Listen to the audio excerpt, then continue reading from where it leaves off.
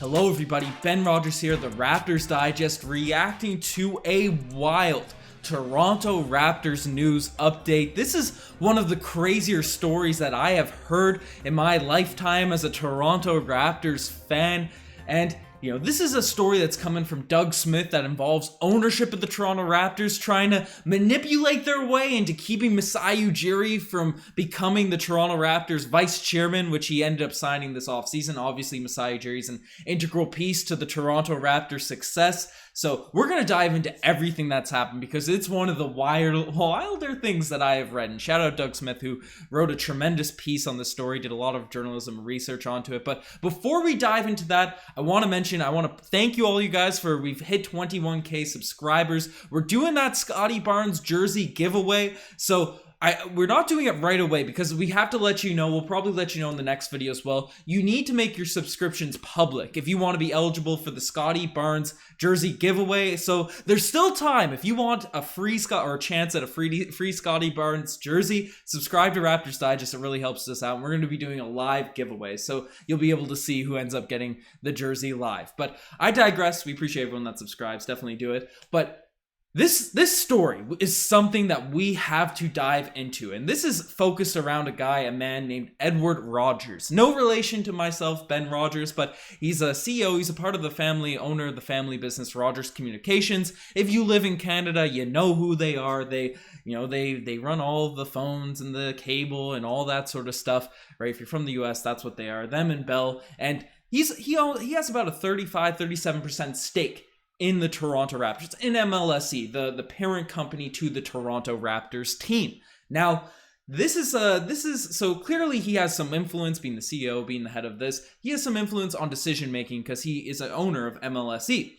Now, obviously, last summer, the big storyline, the big free agent that we had outside of Kyle Lowry was Masai Ujiri, who clearly was an integral piece to this team. Obviously facilitated a bunch of trades that led us to winning an NBA championship. He's one of the best GMs at scouting, drafting, having relationships with players, all those sorts of stuff. So this is one of the most valuable assets the Toronto Raptors organization has inside of it. I've made the argument he is the most valuable asset. And clearly since he's come onto the team, right, the Raptors have been so much better.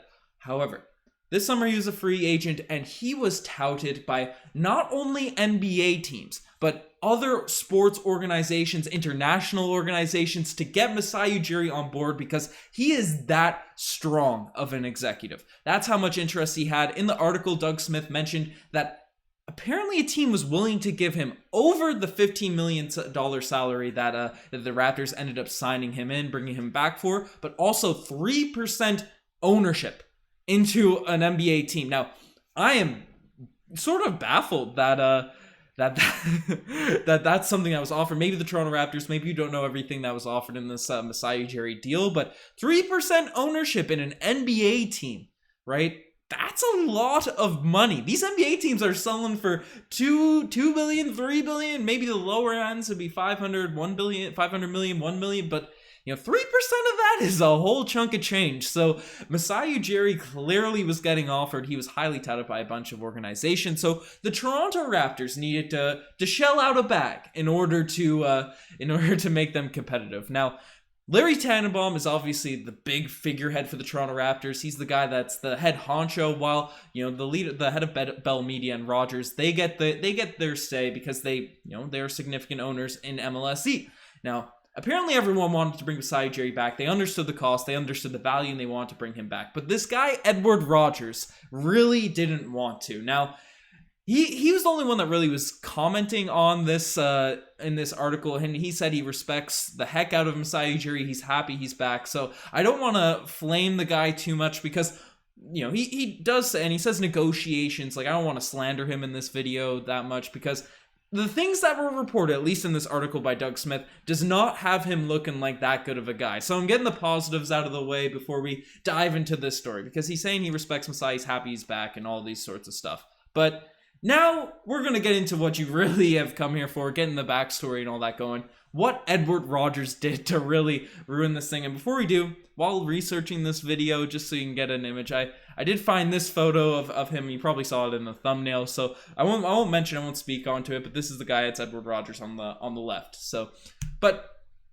this guy, during negotiations, right, he essentially says to Larry Tannenbaum, Masai Ujiri is not worth this money. He's not worth the contract that they're offering him, and this, that, and whatever. And there was sort of a standstill. The head of Bell and the head of Larry Tannenbaum and the board of governors all wanted to bring Masai Ujiri back, as did anyone that has half a sense about the Toronto Raptors and follows the team, right? They want to bring Masai Ujiri back. Now, especially considering the amount of money Bell and Rogers have in their bank accounts, being essentially monopolized in Canada, they can easily pay $15 million for Masai. So get out of here with that, right? So then they had a meeting. They had a one-on-one meeting. So that was the perspective Edward Rogers was going into, and one of the negotiating meetings was Masai Ujiri. Now, apparently sources came out and said that Rogers was felt really disgruntled following the meeting, calling Masai Ujiri arrogant, showing up with bodyguards and asking for a bunch of demands and not indicating the future of the Toronto Raptors organization to the ownership, which,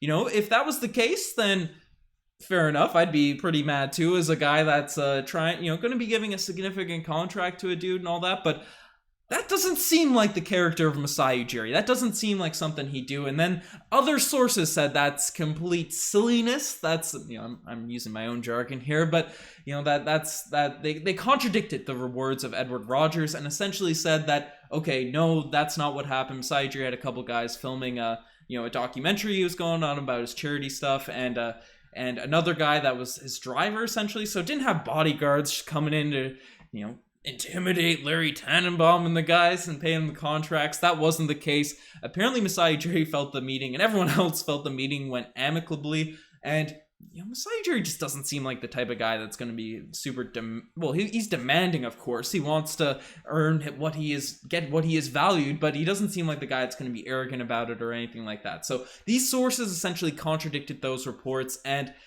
but Rogers was not deterred. He was not letting Masai Ujiri get signed to a contract. And obviously this must have been, were questioning for so long, what's holding the Raptors back from signing Masai Ujiri, bringing him back in, and clearly it was this guy. But during this timeline, there's big debates, and apparently Tannenbaum loves to have some consensus with his board of directors and all these sorts of things when it comes to regards to signing Masai Ujiri. Now, Rogers kept arguing. I hate saying Rogers because it's my last name, but Edward Rogers is kept just essentially telling them, no, we can get Bobby Webster to do it for way cheaper. Bobby Webster's great and all these sorts of stuff. And Bobby Webster is great, but the tandem of him and Masai Ujiri, that's the true value. Bobby Webster's unproven. Well, he's not unproven. He's a great GM. Masai Ujiri, it's a great dynamic. You don't want to let go of Masai Ujiri because you have another guy there. Like, that's just silliness. But that was his contention. That was his argument. And then Tannenbaum and all them were just sort of on my side. I'm sure on the side of a lot of Raptors fans in regards to this, right? He thought that it just wasn't the play. It wasn't the move. And then, so Rogers would not be deterred. And then apparently, according to Doug Smith in this article, right, when you have ownership, one guy, because obviously there's big groups that own these NBA teams. They're $2 billion assets. So it's not just going to be one guy often that can make all the decisions. But in order to prevent players being held in a standstill, to prevent situations like this, you have one guy that can sort of make the final decision, and Tannenbaum made that final decision. He had that power, and since everyone else wanted it, he overstepped Rogers and said, okay, we're not coming to a consensus here, but everyone knows the value of Masai Ujiri, so he's getting brought back.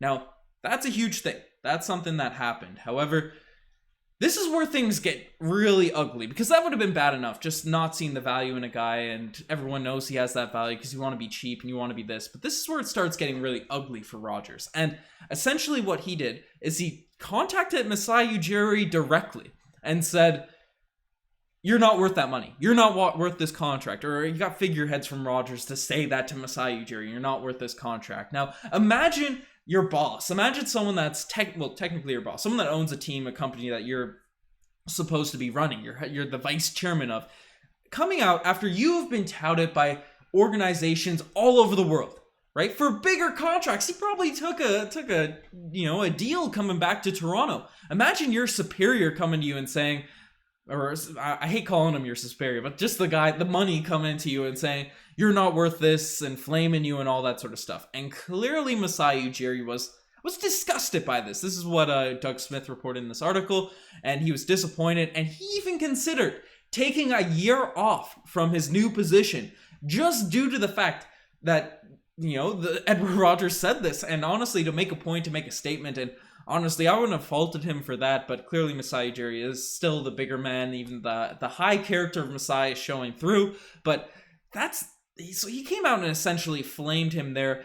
So that's just an ugly move from Edward Rogers after the fact this contract was signed. And then we sort of get into the weeds about another reason why this has sort of happened and why all the hoops that they had to jump through in order to make this thing occur. And this is where the slimy businessman, the guy that just sort of looks like a big old goof. I had the Boucher gifs on behind me, but I get the whole Raptors gift loop going now. But I'll get this, right? Because I wanna pull this up.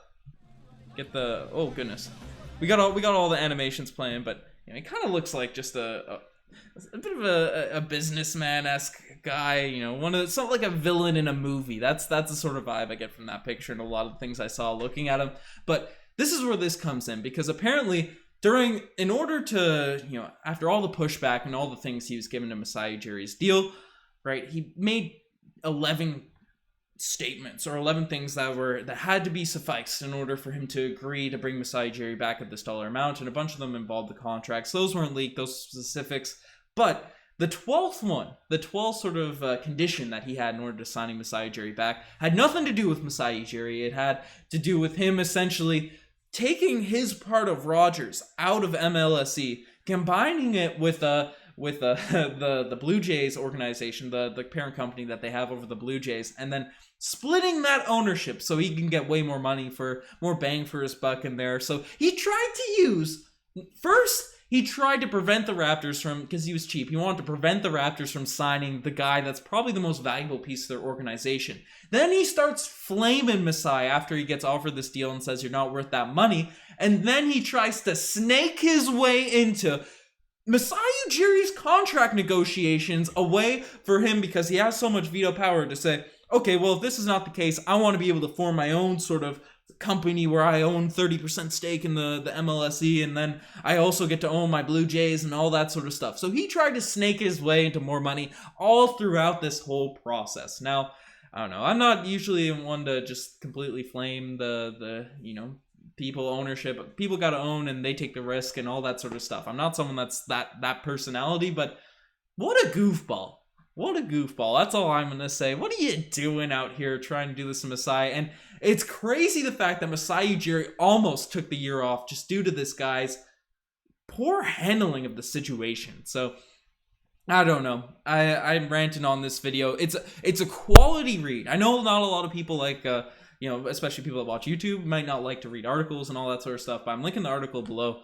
Quality read. Doug Smith did some great research, great looking into it, but I don't know. Let me know what you guys think about this whole scenario. Are you happy Masai Ujiri was signed, or do you think Rogers and Bell Media should have saved their money after we have the most overpriced cell phone bills in the world? I don't know. You guys are the best for making this far. As mentioned at the beginning of the video, subscribe to the channel if you want a chance at a free. Not every subscriber is getting a Scotty Barnes jersey, but one lucky subscriber will. And as mentioned, you have to make your subscription public. I know there's privacy and all that, so you can do that while we do the live. We're gonna do it live, and then you can flip it back. But that's just so everyone's fair, just so we're upfront and all that sort of stuff can occur. Want to make sure everyone has the best chance possible of getting their Scotty Barnes jersey. Anyways, check out the channel membership, the merch is flex, and the Discord, the Twitter, the Instagram, TikTok, all the cool stuff. Anyways, you guys are the best. I'm signing off. Cheers.